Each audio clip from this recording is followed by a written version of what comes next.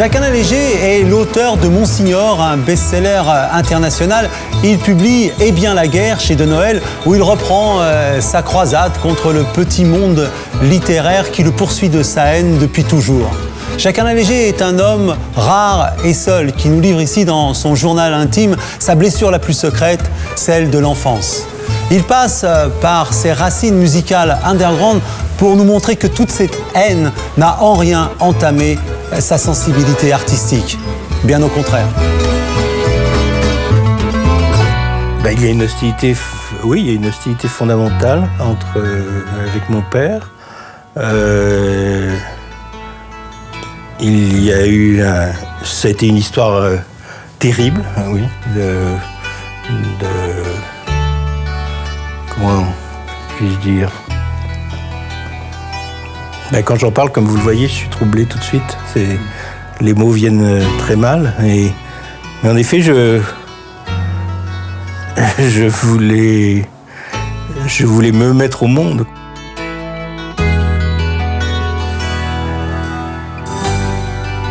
Entre mon frère aîné et moi, il y a eu un frère qui est mort-né. Et j'ai été en quelque sorte conçu par ma mère comme, non pas moi-même, mais le remplaçant. Et celui qui donc devait être à la hauteur de cet enfant idéalisé. Et ma mère, qui était une femme hypersensible et elle-même sujette à la dépression, avait des instants dans ma toute petite enfance où tout d'un coup, elle ne s'occupait plus de moi, mais de cet enfant. Et c'était extraordinairement troublant pour moi, évidemment. C'était très, très dérangeant. Elle entendait pleurer cet enfant qui n'existait pas. Et pour moi, c'était « et moi, je suis là. Je suis là, je veux être là, j'existe. » Et je crois que c'est un des moteurs de l'écriture pour moi. La pluie tombe avec la nuit, je repose ce qui lui. J'ai eu cette période dans ma vie où je faisais de la musique. J'allais beaucoup à Londres, en particulier. J'étais dans la mouvance du Soft Machine, de Robert Wyatt. Et avec des musiciens, j'avais fait ce disque qui s'appelait Obsolete, qui était devenu une sorte de disque culte pour tous ceux qui fumaient autre chose que du tabac. Et Robert Wyatt, un soir de défonce, a pris la fenêtre pour la porte et donc est tombé d'un 3e étage, je crois, à me souvenir, et maintenant paralytique, et continue de faire des disques magnifiques, et il fait partie de mon panthéon personnel.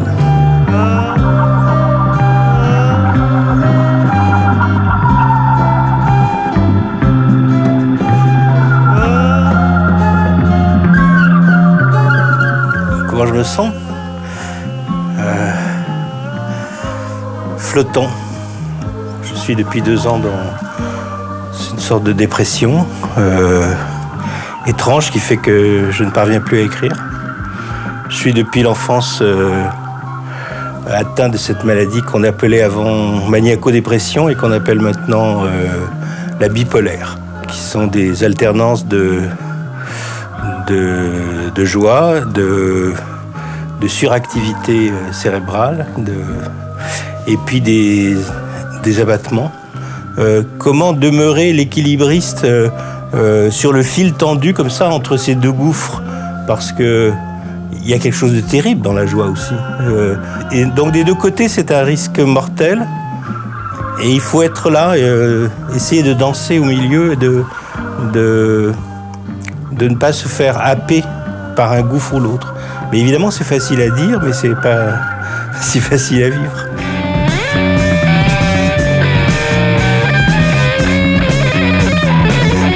Pourquoi je suscite tant de haine ? Ça, c'est une vraie question, oui. Et ça remonte à très très loin. Ce qui est intéressant, à étudier pourquoi j'étais traité de vomi, de merde, et autres qualificatifs tout aussi charmants. Je crois que c'est la liberté que je revendique, c'est-à-dire d'écrire ce que j'entends écrire comme je l'entends, sans avoir d'étiquette, et donc de surprendre à chaque fois.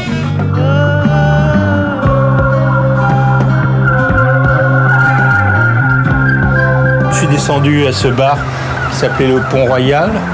Je me suis assis et la table à côté, sur le coup, je m'en suis pas rendu compte et c'est tout d'un coup en entendant parler ces deux hommes face à face. L'un était Francis Bacon et l'autre était Michel Leiris. Et c'était un moment de pure magie et qui parlait de tout et de rien à la fois. C'était pas voulu. Mais tout ce qu'il disait était beau, était intelligent et ça m'a redonné confiance dans la vie, quoi. Ça m'a redonné confiance dans l'art. Il n'y a pas que des éditeurs débiles, des gens qui veulent absolument vous censurer, qui veulent vous couper, qui veulent vous... Et il y a aussi des artistes qui nous donnent une raison de vivre, oui. Mais voilà, ça fait plaisir de rencontrer des génies. La pluie